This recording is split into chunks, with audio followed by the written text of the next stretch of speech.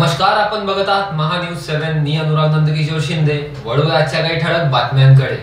वर्धा जिल्ह्यातील गंगापूर गावातील प्रवीण शंकर महाजन यांच्या घरी 4 फुटाचा लांब विषारी परड बेडूक खात होता.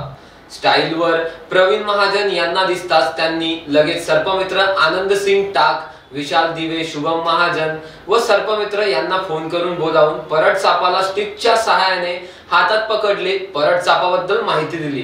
हा विषारी परड चावल्यानंतर माणूस मरतो किंवा विष जरी पडले तरी घातक आहे. परडनी पाय सुचते असे त्यांनी सांगितले व सापाला पाहण्यासाठी गावकरी विद्यार्थी उपस्थित होते. नंतर सर्पमित्रांनी परड सापाला जंगल भागात नेऊन सुखरूप सोडून दिले. वॉर्ड नंबर 2 मध्येच रमेश कुडमते यांच्या घराजवळ मात्र त्या ठिकाणी दुसरा चक्क विषारी गवाऱ्या जातीचा साप रस्त्यावर दिसल्याने खळबळ.